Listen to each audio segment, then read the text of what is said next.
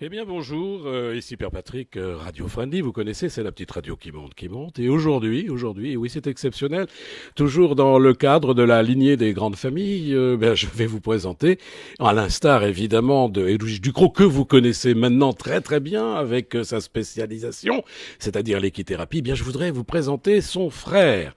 Pourquoi son frère? Parce que c'est un artiste, oui, il s'agit d'une famille d'artistes. Alors, est-ce qu'on peut dire que l'ébénisterie est un art majeur? Oui, moi je le pense quelque part. Est-ce que Jean-Charles Ducrot, qui est à ma gauche, pourra me le confirmer? Je vais lui poser la question. D'abord, bonjour Jean-Charles Ducrot. Bonjour. Vous êtes vraiment ébéniste? Oui, je suis ébéniste. Alors vous avez un parcours tout à fait particulier, on ne devient pas ébéniste du jour au lendemain. J'ai cru comprendre que vous êtes issu d'une famille attachée à la terre, attachée au labour, avec ses vaches, avec ses bœufs, ses lapins, ses poules. Mais vous, comment vous sortez de cela pour arriver à l'ébénisterie? Voilà une question qui me taraude. En fait, si vous voulez, c'est comment une inspiration familiale de par du côté de notre maman, qui est issue des métiers d'art. Notre maman était iconographe, donc elle peignait des icônes, elle écrivait des icônes selon les méthodes orthodoxes. Les méthodes orthodoxes, alors je vous fais une petite coupure, vous êtes orthodoxe d'origine? Non, pas du tout, pas du tout. On a une inspiration chrétienne, mais c'est une culture de l'histoire de l'art, de par notre maman qui s'est inspirée de ce métier-là. Et en fait, si vous voulez, elle-même est issue d'un environnement familial, comme notre oncle qui était sculpteur diplômé de l'école Boulle, qui avait travaillé par exemple sur le château, au château de Versailles pour la rénovation du lit de Marie-Antoinette. Notre tata qui a été copiste à un moment donné pour le musée du Louvre. Notre oncle, Cela donne des gènes tout à fait exceptionnels. Alors, vous avez compris, mesdames et messieurs, que cette lignée va nous faire remonter jusqu'au Moyen-Âge. Mais ceci dit, ce n'est pas peut-être le moment d'en parler. Jean-Charles, alors vous êtes ébéniste. Alors, j'essaye de regarder un petit peu mes notes. Alors, vous, j'allais dire que vous aimez l'art de l'habitat, c'est cela? Vous consacrez plutôt à l'habitat? Oui, tout à fait. En fait, j'ai fait des études, j'ai suivi des études dans une école tout aussi spécialisée, qui est l'école de Revel, qui est une cousine à l'école Boulle, pour apprendre justement les métiers d'art comme la sculpture, la dorure, la terre, le travail de la terre, le travail du bois, et dont l'ébénisterie. Donc ensuite, j'ai essayé de perfectionner un petit peu mes compétences pour apprendre la conception d'un mobilier, la fabrication d'un mobilier, mais aussi le décor de l'habitat. Et j'en suis venu à aimer véritablement et avec sincérité la décoration d'intérieur et donc l'aménagement d'intérieur. Oui, il est à ma gauche et on dirait un jeune homme, mais croyez-moi, il connaît son métier. Alors, est-ce que vous suivez des tendances particulières? Est-ce que vous avez je sais pas, une inspiration qui vient du passé, qui vient de l'avenir, du contemporain? Voilà, des questions qui viennent naturellement à l'esprit. Vous savez, alors ça va paraître un petit peu bizarre ce que je vais dire, mais je suis très très confiant sur les signes astrologiques. Et je suis Balance. Et la Balance, elle est toujours dans le choix de l'équilibre. Donc, si vous voulez, j'ai toujours une inspiration au passé, à mes aïeux, à ce qui a été fait dans la famille traditionnellement, pour respecter, on va dire, des valeurs et des règles, les règles de la conception, par exemple. Et ensuite, j'apporte une touche, bien sûr, créative et contemporaine. Donc, quand je conçois un intérieur, j'essaye toujours d'allier le respect des traditions et une démarche contemporaine pour... Oui, vous êtes le Salomon de l'art, en quelque sorte, hein. On peut imaginer ça, hein, c'est quand même incroyable. Dites-moi, alors, je regardais un petit peu votre dossier, hein, un petit peu en marge, comme cela. Vous venez d'expliquer votre parcours. Mais est-ce qu'on peut dire que vous êtes également un designer? Tout à fait, oui, oui, je suis un designer. Alors, je suis pas un designer comme on peut le voir dans les salons, comme les salons maison et objets ou des salons assez contemporains. Je suis un designer, on va dire, traditionnel. C'est-à-dire que je travaille essentiellement avec les métiers d'art. Oui, est-ce qu'on peut, par exemple, on peut voir des photos quelque part, ou est-ce que vous avez une galerie? Ça, c'est une question qui me taraude, parce que finalement, on parle pas Clermont-Ferrand, vous êtes d'origine De l'Allier. de l'Allier, de l'Auvergne. Oui, vous venez d'Auvergne, donc il y a de très bons vins, tiens, le 5% que je vous recommande.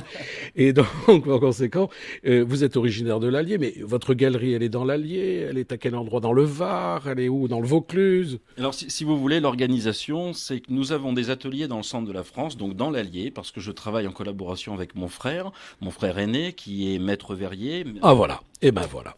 Quand vous parlez d'une lignée, c'est une lignée d'artistes. Alors je peux vous dire que son frère, qui est non seulement maître verrier, fut un virtuose du violon, et il était même premier violon avec une médaille d'or de l'école de Lyon, non? Le Conservatoire de Lyon. CNSM. Oui. Oui, quand même formidable. C'est vraiment une famille inouïe. On va les suivre un par un. Et quand vous aurez des enfants, on les suivra aussi. Ça va durer encore quelques siècles. Bon, alors on continue. Excusez-moi, je vous ai coupé. Donc une galerie. Vous avez, vos ateliers qui sont évidemment dans la campagne. C'est ça. En fait, l'objectif, c'est de relier un petit peu la communication entre les artisans d'art, comme on faisait autrefois, plusieurs siècles en amont. Et c'est ce que l'on a oublié aujourd'hui, c'est de faire communiquer les artisans d'art entre eux. Donc, Vous créez des passerelles. il y a des passerelles. En fait, moi, ma volonté, c'est de réunir un ferronnier avec un maître verrier, un ébéniste, un doreur, et que tout le monde puisse travailler en harmonie sur un projet. J'essaye de travailler au maximum avec des artisans d'art. Ensuite, effectivement, j'ai ouvert un lieu de vente il n'y a pas très longtemps à Cannes, dans un emplacement. À Cannes ou au Canet? Au Canet. Mais c'est l'entrée de Cannes, c'est-à-dire qu'à 2 maisons, on est à Cannes.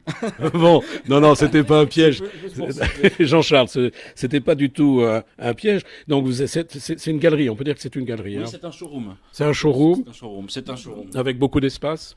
Oui, c'est un beau showroom, à peu près 200 mètres carrés d'exposition avec bureau d'études. C'est un lieu, alors pourquoi j'appelle ça showroom? Parce qu'il y a un lieu, on va dire, d'un espace commercial où on présente le mobilier, on présente les échantillons, mais on a aussi une partie bureau d'études pour pouvoir travailler justement sur les études d'intérieur.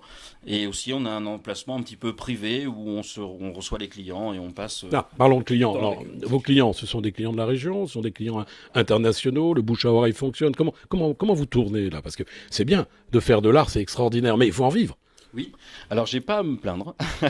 J'ai eu des beaux projets assez intéressants. Alors effectivement sur la Côte d'Azur, j'ai travaillé notamment pour un ambassadeur à Monaco où on a refait tout son intérieur dans le mobilier justement traditionnel et en même temps contemporain.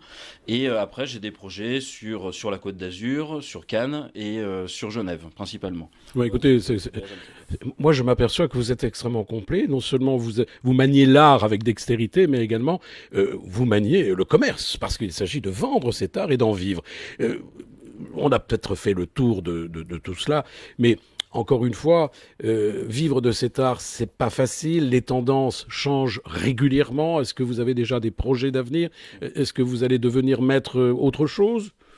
Mais oui, effectivement, j'ai une grande ambition, c'est de faire revivre un petit peu la France d'autrefois. C'est-à-dire qu'on avait une gloire internationale quand on reprend un petit peu l'histoire de la France au XVIIIe siècle, et ça, on l'a complètement perdu. On est presque un peu moqué, en fait, souvent de ce qui est devenu la France, et pourtant, véritablement, on a un savoir-faire incroyable, on a des métiers qui sont incroyables, et on a des gens surtout qui sont incroyables. Donc vous n'êtes pas du tout inspiré par la mode suédoise?